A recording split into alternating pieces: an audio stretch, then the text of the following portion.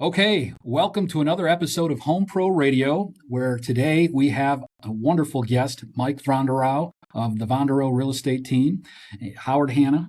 And, I was searching for a guest to have on the podcast to talk about the current state of affairs in the real estate market. Everybody wants to know what's going on, kind of an interesting market. And, I've got real estate people in my family, real estate people in the network, but I really wanted to have somebody elite, somebody that has been in the business a long, long time, has seen the ups and downs of the market, somebody that totally understands this market in particular. And so very grateful to have you as a guest, Mike. Thank you for being on the show. Well, thanks, Tony. I'm really honored to be here.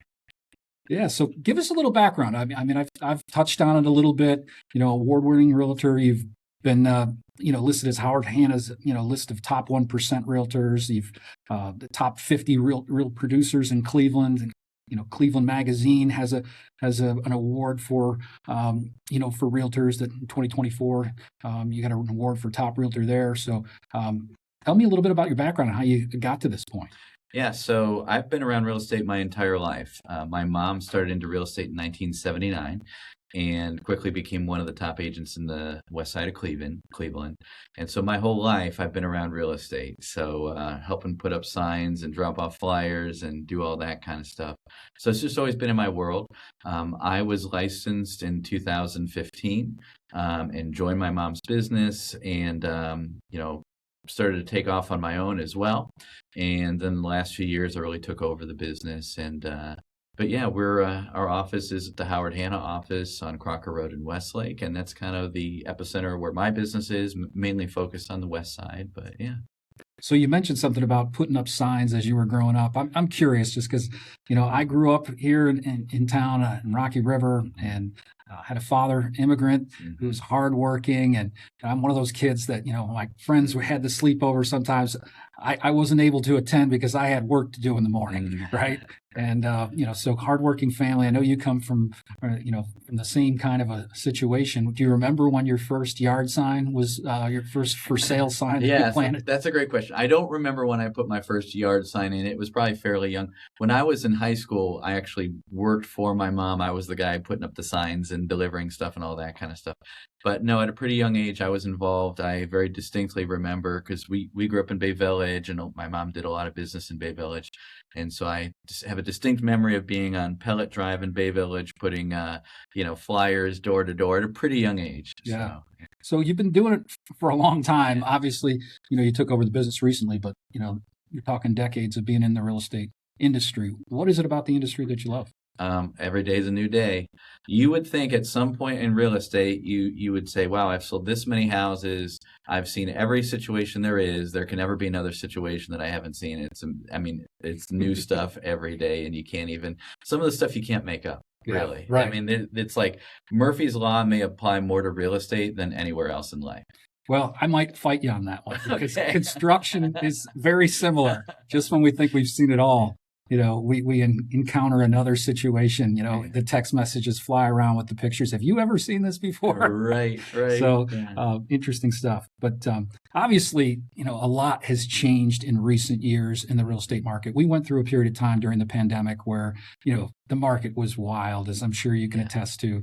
Home values spiked unbelievably. The offers were coming in fast and furious. There was bidding wars, all kinds of stuff. And then now we're in a spot that's quite different than that. And interest rates have changed. The offers coming in with that kind of ferocity doesn't seem to exist nearly as much. And so just want to get your feedback on what the changes look like and what the current state of affairs is in the real estate market here. Yeah, I'd love to do that. I'd love to give you a little bit of a backdrop too, in terms of how we got into kind of the inventory situation that we are today. And so, 07, 08 is when the market crash happens, and all of a sudden, we're flooded with inventory everywhere. And a lot of builders went out of business at that time. And the ones that stuck it out got a lot more conservative and changed how they were doing what they were doing. And so less houses were built, and they didn't keep up with population growth. And so that's fine for a year, 2, 3, you get a decade into that, which is what happened 12 years in, and inventory was shrinking year by year. So then COVID hits and interest rates drop to, people 2.5%, 2%, whatever, really unrealistic interest rates. And it puts gas on the buyer demand side of things and really fuels that. And so you have inventory shortage plus accelerated demand turns into this situation where, you just see prices start to skyrocket. And that was like the norm for, we had a couple of years of that. And then, it's not that intensity anymore. Things have kind of, it's trending towards maybe a new normal or something like that. But what I will tell you is the real estate market, real estate is a very local thing. And, what's happening even in Cincinnati or Columbus is different than what's happening in Cleveland. And especially what's happening in Florida, California, and all that kind of stuff is different than here. So Cleveland is one of the best sellers markets in the country. Okay. So right now, the national average for appreciation is 1.8%, I think, year over year. But if you look at a Bay Village, Rocky River, Avon Lake, Avon, you're talking 5, 6, maybe 7% in those communities. And that's because we're still dealing with the inventory shortage, not the way we were a few years ago, but inventory is still tight. The weird thing we're seeing right now this summer is, so now interest rates have either creeping up towards 7%.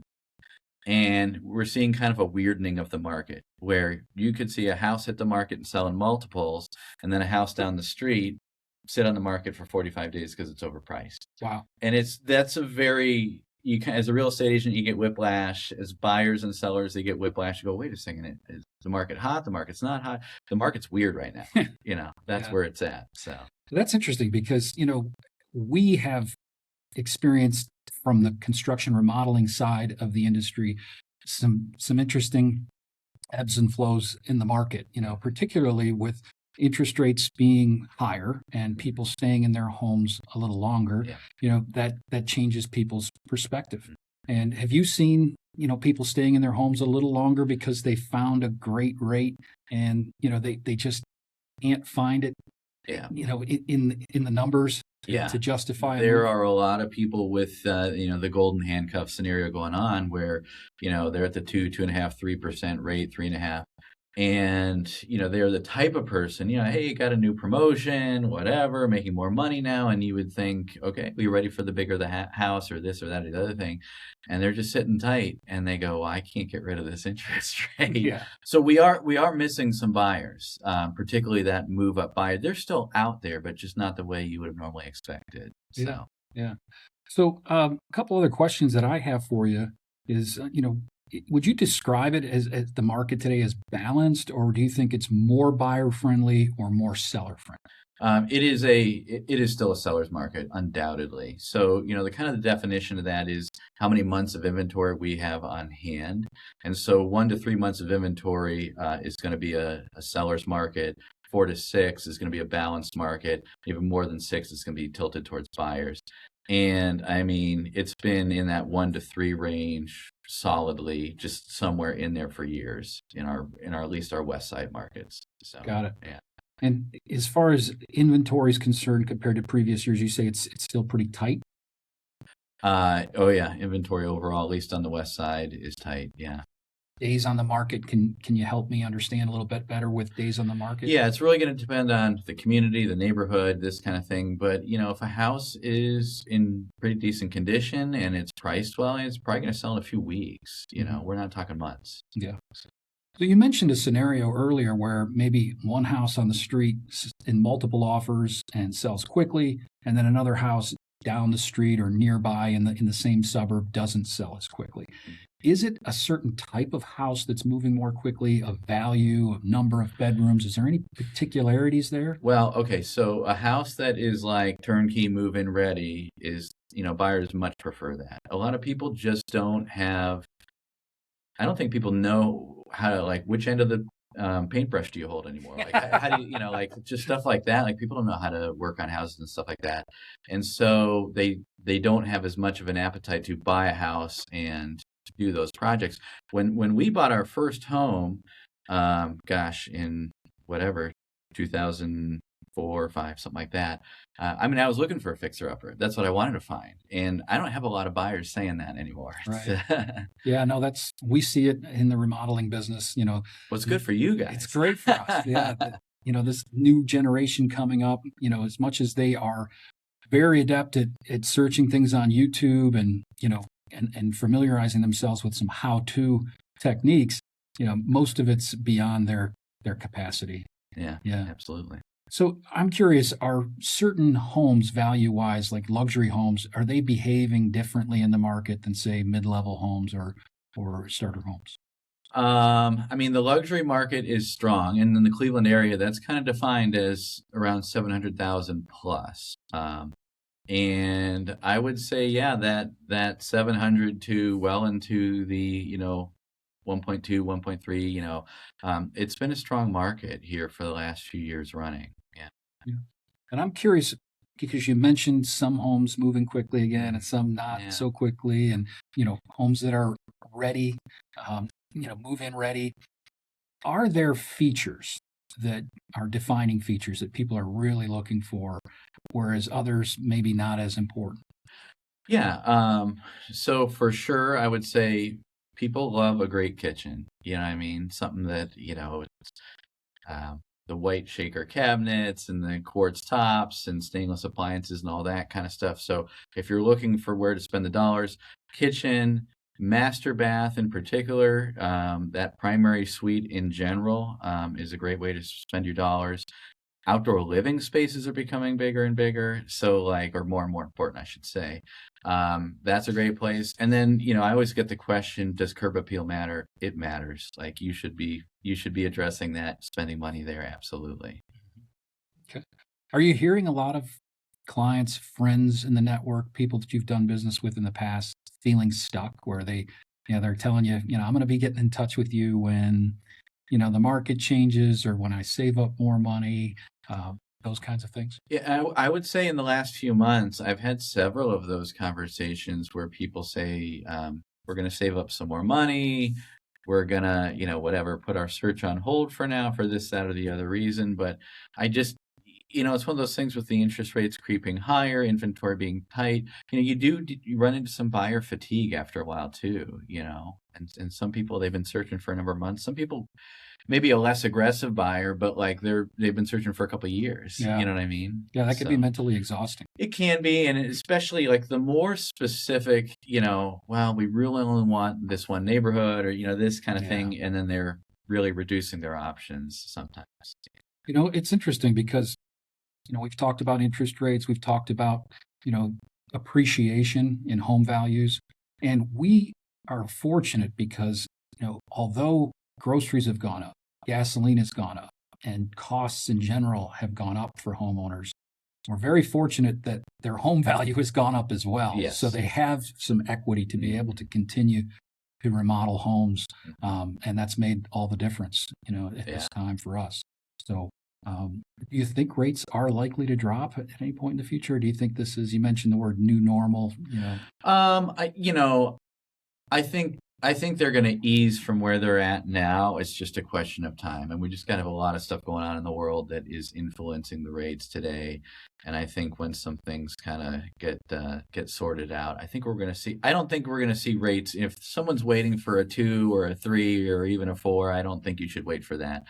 But I think lower 6s, maybe dipping into the 5s. I think that's realistic to think at some point. Yeah, it's kind of interesting to play it out in your head because I don't think a lot of people do when they say we're going to wait. Whether you're going to wait to buy a new home or whether you're going to wait to remodel, some costs just continue to rise, and it's almost like, why wait? Yeah. So this is a thing to think about is if you're putting off purchase for a year, and home prices are appreciating, let's say in Westlake or Avon Lake, 5% year over year, that same house you like is getting more expensive by 5% by the year. Yeah. And I've had that. I've had that where I have some buyers that not super aggressive buyers, kind of casually looking, and we go see a few houses, every few months we're looking at some houses, but they've been at it for a couple of years.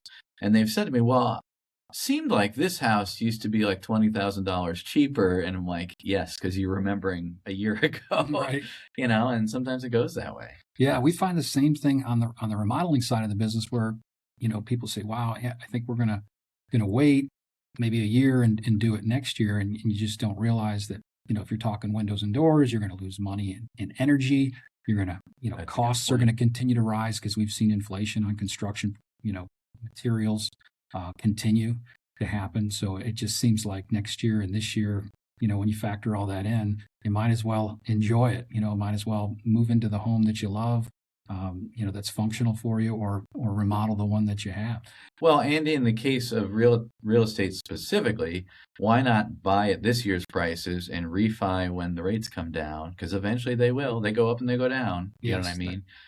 That's kind of how I would look at it. But obviously, everyone's got to make their own decisions. No, I agree with that wholeheartedly. I think, sometimes we'll have customers that might have a ding on their credit, and they just can't stomach that higher rate on the project. And, they don't often think about the fact that if you make 3 or 4, 5, 6 consecutive payments where, you're showing good credit, and that was just an isolated incident, maybe you were in between jobs or something happened that was unexpected, you can get on the Back on Track program, Right. and that you're going to get offers in the mail for 0% before you know it, and you'll be out of that higher interest rate scenario. Right. So it's very similar to what you're talking about. But are there updates on the home besides kitchens and baths? I know you mentioned primary master bath and kitchens that are extremely compelling, and we see that be the case too. But are there other improvements that you see that help homes sell faster or for more money? Yeah, I mean, I would say in general, I mean, I guess we can come at this a few different ways, but like flooring is one thing. Like the most cost-effective ways to transform a house in large part is going to be painting and flooring. Painting it's the most cost-effective thing to do, and you can impact the entire house. And what I would say, a lot of times people's instinct, I was just at someone's house, and we're going to paint this room this color and this room this color, and it's like, hold on, let's pick one neutral tone that everyone seems to like. Give people a blank canvas is what I say, and the whole house that color. And it's like, really? Yeah. When people see the darker wood tones on the trim, or sometimes that traditional oak, it's just not in right now. Right. You know what I mean? So having a nice white trim throughout, and in the flooring, like I would say, there again, you don't want to walk into every room in the house and encounter a different flooring. That's just not, it's the way people were more inclined to do it many years ago. It's not how people like it now. And so, yeah, painting and flooring takes you a long way. I think that's great advice from our vantage point in remodeling. It's amazing how the industry is like fashion, very similar. Those trends just come and go. Right. I think it's, when you're growing up and you see your parents wearing bell bottoms, you're like, ugh, Yeah. I'm not doing that, right? Yeah. And so you're just going to wear something different just to be different than, your mother's jeans or your father's, Right. Bell bottoms, that type of thing. And it's the same, in the home. We see that, brass was, totally taboo. And Right. now brushed gold is coming back, and it's Right. very, very similar. Absolutely. We're seeing that in the bath space quite a bit, where fixtures, plumbing fixtures, shower heads, shower doors, in that brushed gold color. So amazing how that ebbs and flows, for sure. I will tell you one thing I have to say is every time I walk into a house that has wallpaper in it from the, let's say, the 70s or 80s, that homeowner will always, without exception, point out to me that wallpaper is coming back now. And it's not like, that well, wallpaper. that's exactly the answer. Is like, it is, however, not that wallpaper. Right. So I'm curious, we're talking about improvements and what's helping to sell homes more quickly, and give them more value. I mean, what other deal killers do you think exist where, people walk in and it just kind of stops them in their tracks? Okay, well, when you walk in and something stops you in your tracks, smells in houses. Oh my gosh, like this is sometimes people don't know. I've had that where people sincerely don't know, but that's a lot of times going to be, a lot of people have dogs, that's fine, but some people have a lot of dogs, and then the whole house smells like dogs, even when the dogs aren't there. That's a big turnoff because buyers, number one, buyers don't want to be in the house for the showing. You know what I mean? And there's other smells too, but we'll say, but so it shortens the showing time because they're like, it's not really comfortable to be in here. Number one. Number two, they're asking themselves, what do I got to do to get that smell out of here? Right. Can I get the smell out of here? So, I don't encounter this as much anymore, but once in a blue moon, a smoker, you know what I mean? But the dog smell, and, there's other things as well. And then I would just say things being in a state of disrepair. So, like, this is what I try to explain to people, the psychology of a buyer. Everything is first impression. So when I show a house, Melissa, it's an exceptionally large house. Like, showings typically take about 20 minutes. So in 20 minutes time, most buyers are going to filter your house and go, do I like it or not? Like, does it meet my needs or not? And am I going to make an offer? And how much am I going to make? You know what I mean? How much am I going to offer? And that's not a lot of time. So everything is first impressions. What I tell people is if they walk in the door and pretty quickly they see, hey, this doesn't work, or this is broken, or that's in a state of disrepair, a switch goes off in that buyer's head and they start looking for what else is wrong with the house. And now they go, well, did you notice this? Did you notice this? And it cascades from there. So it really is in a seller's best interest to, yeah, you know what? Spend a few extra bucks, go the extra mile, get things buttoned up, because we don't want buyers looking for problems once they see that first thing. I think that's great advice. I used to watch Dr. Phil, right? And Dr. Phil used to say, for every rat you see, there's 10 you don't. Yeah. And that's kind of the mentality that I think a lot of people shopping for a home is. If they see a tiny leak, if they see something that doesn't seem right, they think, well, what else might, they be, possibly hiding or just not visible on the surface. Yeah, no, actually, I'm probably going to steal that adage because I think that's very true. It's interesting. You can tell when showing houses, selling houses, you can tell the homeowners that care for the house and have a lot of pride of ownership and that kind of thing versus the ones who just leave it in a state of disrepair. And it's very, very true that, like, yeah, you saw these 3 things. There's probably 100 things because they're just the type of person that doesn't take care of their stuff. Yeah. So you mentioned some really great things that I think sound advice as far as like painting and flooring. As far as home improvement goes, those are very affordable upgrades that can really spruce up the house, give it value, give it appeal. I want to talk about the flip side of that, meaning, over improving, and my mind tends to shift towards things like pools, and even a hot trend that we talked about earlier today with outdoor kitchens. That's a bit of a hot trend and not something we can use year round here in Cleveland, right? It's kind of like a boat. Right, right. Yeah. You've got your window of time. You can use a pool, a window of time. You can use your outdoor kitchen. You want to be a little more cautious on spending on things like that. Could those end up being over improvements, or are there other over improvements that you think are a bigger concern? When I see houses where they've over improved, it tends to be they've put money into things that are very specific to them and their needs that doesn't have broad mass appeal. So that kind of thing. Or people creating I've heard the term Frankenhouse, Frankenhouse, a Frankenhouse situation where, they put an addition here, an addition here, and it's, there's a balance between, hey, we're not sure we're going to move, we're going to put money into the house. That's one thing, and it makes sense in a lot of circumstances.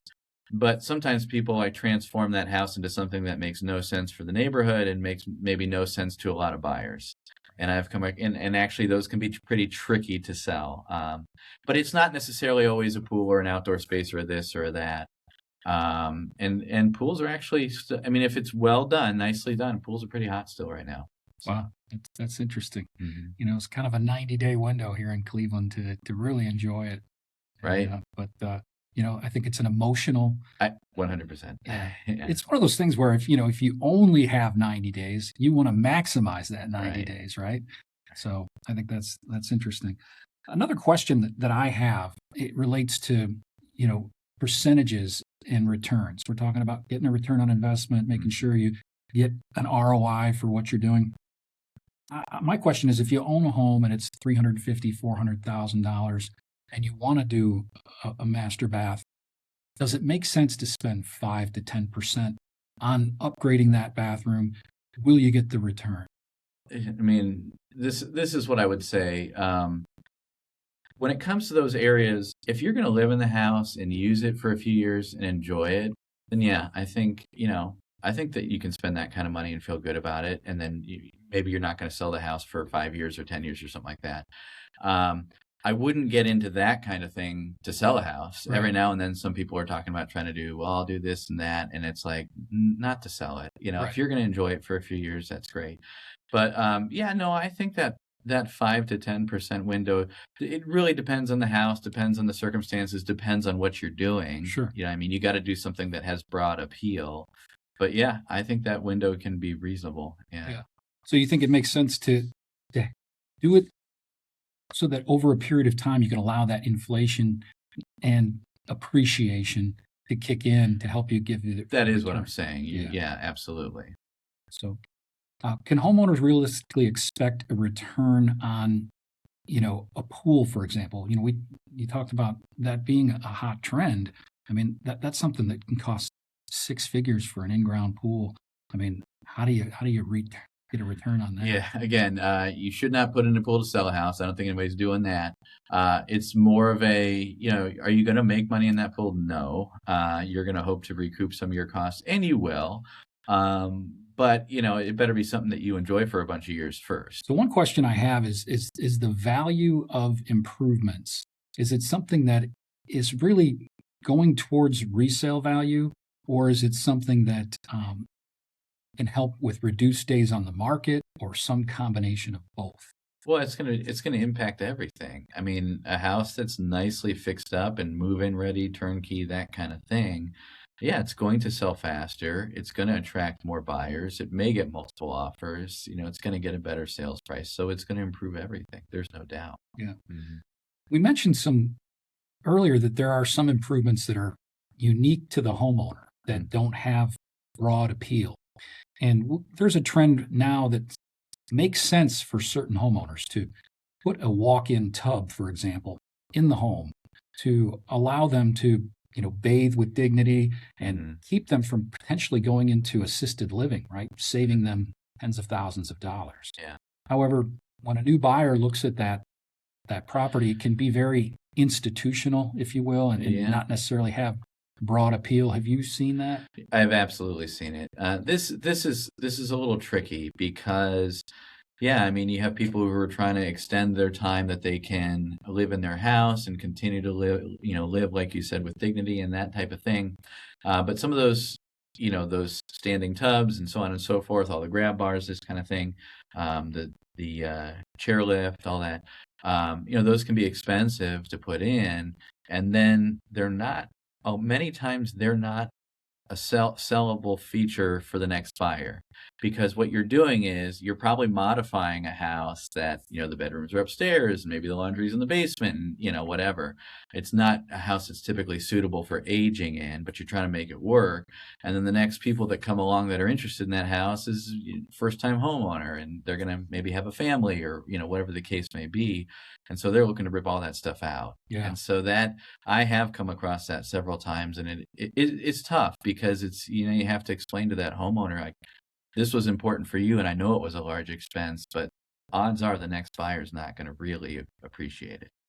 When you say the next buyer is not going to appreciate it, do you think that buyers have the tendency to exaggerate undesirables? So, for example, the roof's a little older, the kitchen's a little outdated, maybe the flooring is different in every room, as you mentioned.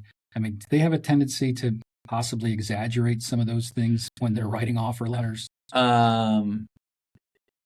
Yes, and more so some personality types than others, I will say. But I always explain to sellers, I mean, I like to see sellers do as much as they can to get a house ready for market, because I think that's what's going to put them in the best position to sell that house. But I always explain to them how buyer math works. And so, the house needs a new roof. And so what's that new roof going to cost? Well, let's say it's a $15,000 roof. Okay. But the buyer math is, if the seller doesn't replace the roof and the buyer's shopping for the house and he looks at it, he goes, that's going to cost me $25,000 to $30,000 to put a new roof on that house.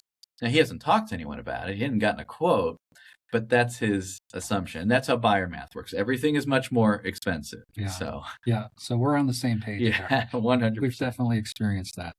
So I want to talk a little bit more. We mentioned the walk-in tub and being something that's kind of undesirable to the mass market. What about walk-in showers? They seem to be a trend that is more desirable. Yeah, are you kind of talking about like zero entry shower, like Zero entry, low threshold, that type of thing. Yeah, those are in demand. Those are definitely hot right now.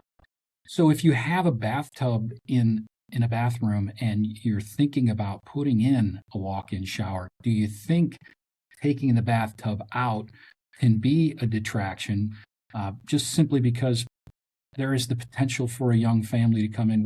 We're familiar with a lot of solutions for that. We're seeing that, most young homeowners are familiar with these inserts that you can set inside of a sink, you can set inside of a shower, you can set inside of a bathtub. So a lot of the young children aren't actually freely floating in the bathtub. Yeah. Right? It's a little dangerous to do that. So, those inserts can be placed just as easily in a shower as they can be in a tub. I think a lot of people aren't aware of that. But do you think the psyche of the buyer is a little concerned if there's no tub in the house? That's such it's an interesting question. I have gotten that question a handful of times over the years. And my answer, I think you can go ahead and get rid of that tub. Number one is I really haven't had a scenario where a buyer is like, hey, if we don't get a tub, like we're not buying the house like that. I just haven't come across that yet. And I will say, a bunch of years ago, was a young family, and they said, we're thinking about tearing out exactly the scenario you're talking about. Think about tearing out the tub, doing this. Is this going to prevent us from selling the house in the future? I said, I don't think so. Go ahead and do it. And they had young kids anyway. Right. So obviously it wasn't deterring them. And when it was time for us to sell that house, we sold it in a day, and it was never an issue. Yeah. So there could be someone out there who's got to have the tub, but for the market in general, I think go ahead and get rid of that tub. Yeah, it's interesting. This generation, the younger generation, they, for the most part, they look at. Some people love a bath, and they have that, that emotional attachment to relaxing in a tub. But it's more freestanding, is what we're seeing. The freestanding Absolutely. tubs. When they have that, that idea of the Calgon moment that you and I probably grew up on, the Calgon Take Me Away kind of commercials, but. As far as walk-in showers are concerned, they seem to be highly desirable and big trend for sure. How do you think institutional products like grab bars and other things of that nature that are a necessity for function, we've seen that they've improved the style of them over the years. Do you think it makes sense to focus on something that's a little bit more attractive if you need to have something functional in the house? I think so. I think, the homeowner would probably appreciate having it more attractive as well while they're living in the house and using it. So, yeah, I think that makes sense to me. Still you may have scenarios where getting the house ready for market, it makes, sense to get rid, if there's a lot of them, get rid of some of those. But yeah. I want to start to get into some more just rapid fire questions because, we're limited time and I have a burning desire to get some of these answers. But, biggest mistake before listing the house? What do you think that might be? Before listing the house, not getting it ready for market. Yeah. And that, a whole variety of things, making repairs, painting, flooring, that kind of thing, decluttering, depersonalizing, and just cleaning the house. Some people have a really good understanding of this, and some people you really have to educate them, and even still they're having a hard time understanding it. You know? Yeah. So, and as far as projects that people might waste money on, hoping that it's going to have a bigger impact or have a return. Yeah. So one time I went on a listing appointment, and this guy had already done all the updatings that he had planned to do. He had just put in granite countertops throughout the kitchen, very expensive, but every room in the house was a different color. And had he had me over sooner, I would have said, let's spend the money on painting and leave the countertops as they are. And so sometimes what people do sometimes instinctively is they take care of their pet project that has been bothering them for years. They're not thinking about the whole house or the buyers out there or anything like that. Kind of lose sight of the big picture. I would guarantee that granite countertop, which he put in and matched the kitchen color at the time, is probably gone now. Right. You know what I mean? Yeah. So. Oh, that's great advice. And as far as curb appeal is concerned, we have seen a huge trend in black windows, black doors. They're more expensive, of course, but Yeah. they definitely pop and they get a lot of attention. We get a lot of calls asking, if we carry black windows, install black windows. Is that something that you've seen has helped curb appeal? Is that something that's discussed? Yeah, absolutely. It's definitely a trend, and it's definitely hot right now. It's got to be the right house. I wouldn't do that to every house, Sure. but in the right scenario, yeah, absolutely. Yeah, we've definitely talked a few people out of it where it didn't seem to make Just doesn't sense. make sense, Yeah, right? for sure. And as far as HGTV is concerned, we Okay. feel like HGTV has had an impact on today's consumer and how they view how affordable projects can be, how quickly Mm. projects can be done. Mm. What kind of impact do you think this has had on the market with all these shows, Love It or Listed, Flip or Flop? Yeah, I think HGTV has been huge in its impact on the psyche of buyers, what they're expecting to see when they go see houses. And it also has kind of uh, the trends are a little more uniform. You know what I mean? Because they're all variations on a theme. And so, but yeah, I mean, HGTV in a way has kind of, to me, kind of dictated the styles and the trends. Question I have about people who are getting ready to sell, because so often people think they're going to sell at a certain time frame, and for one reason or another that time frame becomes longer and longer. Do you have different advice for someone that's going to sell in 6 months versus someone that might sell in 2 to 3 years? Absolutely. So, that's where it comes into play where someone will say, hey, I want to renovate, the master bath. We're not moving for 3 years or whatever. Does it make sense to do that? And that may be a scenario where it's like, are you going to enjoy it? Is this something you've always wanted? Yes, it's going to impact your ability to sell the home and, will be an improvement, that kind of thing. That can be the scenario, and I've had that conversation with people many times. And then, I've had people that want to do a renovation like that to sell a house, and hey, we're going to put it on the market in 6 months. Should we renovate? And it's like a lot of times, no, let's not take on major renovation projects. Again, let's paint, let's do flooring, let's do the curb appeal. Yeah. So selfishly, as someone in the remodeling business, and we do replacement windows, we do entry doors, and we do bathrooms. If your your seller is getting ready to sell their house in a year or so, which of those three projects are you telling them to do to get a return? Sounds like master bath. I mean, that's really circumstantial. It really depends on the house. Yeah. If you have old windows and this is going to be an issue for a buyer, they go, these windows are, 20 plus years old and some of them are failing and that kind of thing, then you might want to go the window route. Curb appeal matters, having a nice entryway, all that kind of stuff. So it's really circumstantial. Depends on the house, depends on the market too. What the different neighborhoods, different price points, different expectations. Yeah. Yeah, that's good advice.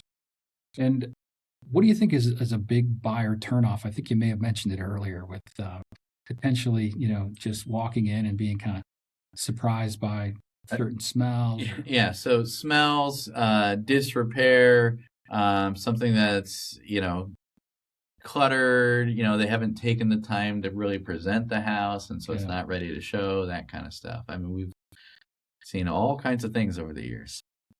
One thing that I'm curious about, being someone from Cleveland, grew up on the West Side, live on the West Side now, are there any neighborhoods or suburbs particularly that are just a great value right now?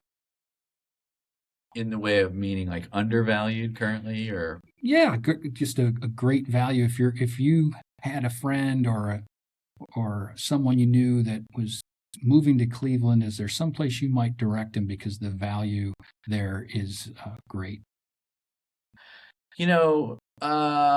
That's an interesting question. It's because it's interesting how some neighborhoods get really, really hot, and then the impact that can have on the market in general. So the example I will give you is that if you went back to right around the time I was licensed in real estate, a duplex in Lakewood, you just couldn't give those away. Like nobody wanted to buy one of those. And then Lakewood turned into a extremely hot market and continues to be over the years. And those duplexes are hot, and so many, and just everything in Lakewood has been hot. And what we saw was the buyers who were going for Lakewood, they like the feel, they like the vibe, they like the location, but they were getting priced out. And a lot of times these are first-time home buyers, this kind of thing. And so they were starting to get diverted in different places, but Fairview Park and West Park, we saw some more of that. And so it's interesting how, things can get displaced like that. So I don't know if I would say, oh, here's a great value neighborhood right now. I don't know. It's easier for me to talk about the examples of, like, for people getting priced out of here, they're starting to look here and this kind of thing. And then some neighborhoods get really hot sometimes. Like this summer, the estates in Westlake has been a really hot market. I mean, people are just falling all over themselves to get in there. So yeah, we do a lot of work there. So that's a great neighborhood. I can see why. Question I have about Brook Park, Ohio. The Cleveland Browns, our beloved Browns, are coming to Brook Park. They're building, an unbelievable stadium complex there. It's already underway. It's just less than a mile from this studio here. And I have some thoughts about what's going to happen in the market there. I'm shopping myself, okay. In that market. It's going to be interesting because I think, initially there'll probably be some Airbnb surges because of all the games that are there, the concerts that will be there, and other activities that will take place at the stadium. However, the trend we've seen around the country is that if a suburb starts to get a little too noisy and there's a little too much going on, they then increase the short-term rental to 30 days, and you're not going to be doing an Airbnb for a weekend Browns game anymore. Right. And so that's something that real estate investors need to be aware of. Right. But a lot of attention shifting in that area. I'm just curious if you have any thoughts about Brook Park. Yeah, I don't have a crystal ball. I'm not sure what's going to happen. I mean, I think the point you make about Airbnbs is an interesting one. We might start to see more of that. I'm just not. It's just really tough to say, what's this all going to look like when, it's all said and done and this is happening in there. So it's interesting. Brook Park has a lot of basements. There's a lot of ranches and a lot of bungalows. Yes. And so, they have a lot of basements, and most of those do not have egress windows. Egress windows give you safe exit during a fire or flood or any reason that you might need to get out of the house in a hurry. Yeah. And most of the homes there don't have them. And so if you add an egress window to a home like that, now that can be marketed as an extra bedroom and livable space. Yeah. You can use that square footage in your marketing. And so I think there's a real opportunity there for people to get more value out of their homes in Brook Park as the values will certainly increase over time with all the new businesses that will pop up as a result of the the stadium being there. There's going to be some more hotels. I mean, I think Cleveland would love to have a Super Bowl. Not sure we can accommodate one right now. Need more hotels. Yeah. We're going to need some more hotels and restaurants and everything else. But well, Mike, I've really enjoyed talking with you. I've learned a lot. I appreciate the expertise that you bring. So very grateful that you could share that with our audience, and look forward to having you back on a future date. Talk about it when the market changes a little more. Absolutely. Well, thanks for having me on. I really appreciate it. I had fun. All right.